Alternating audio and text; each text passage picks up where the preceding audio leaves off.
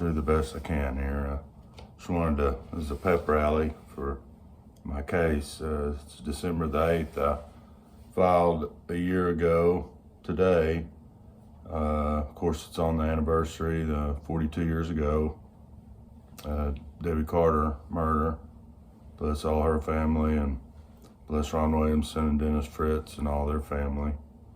And then 1992, December the 8th was the judgment and sentence date that Martha Kilgore set at my November the 2nd conviction and acquittal. Acquittal of one charge, conviction of 15 years.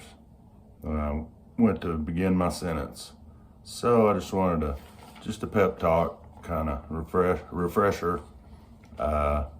We did the news about the videotape, which is my voluntary statement. We located that 25 years later, Howard Pincus in Colorado, and from a videotape, I know that it's been read into the court reporter's machine. Lady from another county has done it, and so as we speak, any day it should be available.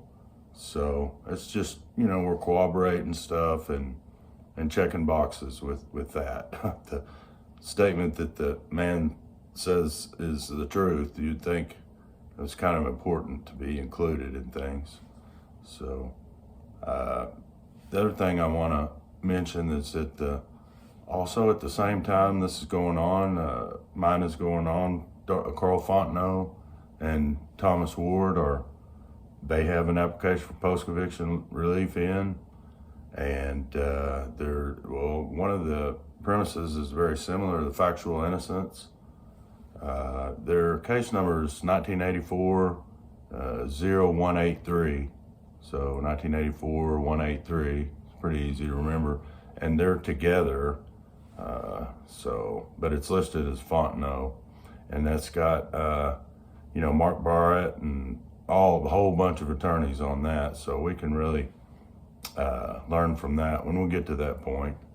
So we haven't got a hearing date set on further pleadings, which the August 1st order says we have. So just waiting on that. But I think it's good that the Carl Fontenot and Thomas Ward is at the same time. It is good. So again, just to refresh, we're wanting to test the DNA kit. All of this is well documented in the application, the brief, and the response, Jason's response. So we're setting good on our merits. Test the spermatozoa, which the DNA is in the head of the sperm. So they extract it from that. And then fingernail clippings, not just under the fingernail. I think they clip them. So that's in our favor, because one thing, my blood is very rare, my blood type. Second thing, the scratch across her chest, I'm pretty sure she did it herself. So whatever her blood type is should be under her fingernails, possibly. Then we're trying to get an evidentiary hearing on the 96 evidence.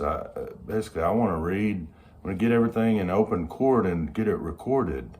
That's what an evidentiary hearing is for new evidence of past false sexual assault, and then the boyfriend.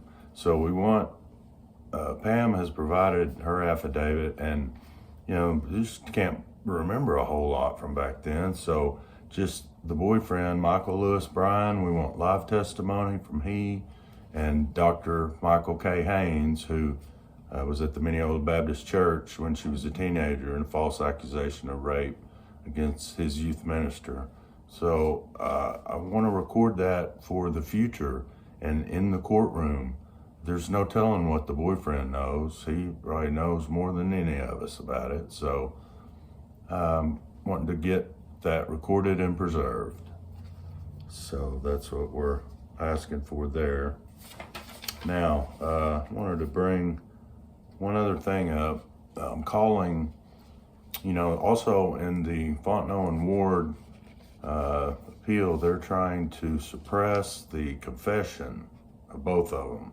So when we look back at my case, I mean, there is a false confession on the day of my arrest, and then all the phone calls and the recorded body pack at East Central that the police were gathering all this information. I mean, this is what they used as evidence. So I'm calling from, she called me, the first phone call at Chickasaw Nation when I was at work, and the first 2 pages of that transcript, it corroborates what I was saying about the boyfriend, and that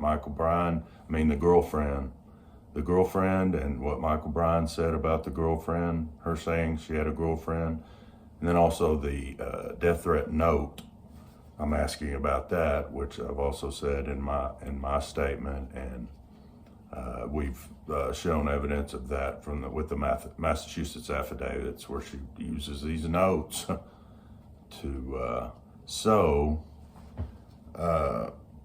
from that point at the second page, when she changes the subject, and we have evidence, and I've got all this cited and referenced of me not knowing any of the details of her story, the police telling her to lie to me at any time, and he admits all this. My attorney Butner did a pretty good job. So we've got this where she's lying.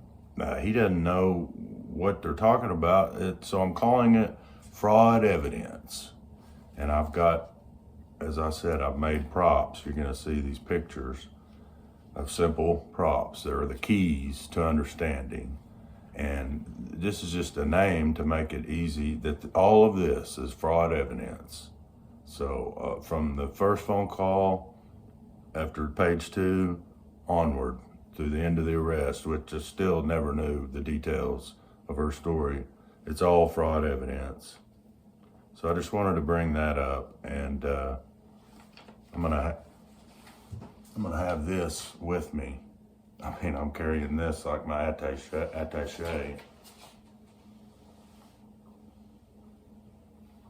So we don't have to bring that up about this juror who can't live with this in her life.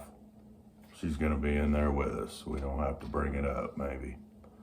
So I wanna thank all of y'all for watching this and allowing me to try to give a pep talk here to us. So best of luck to all of us in the coming year. Amen. Merry Christmas. Wish you a Merry Christmas. Wish you a Merry Christmas. Wish you a Merry Christmas and a Happy New Year. Bring us some figgy pudding. Bring it right here.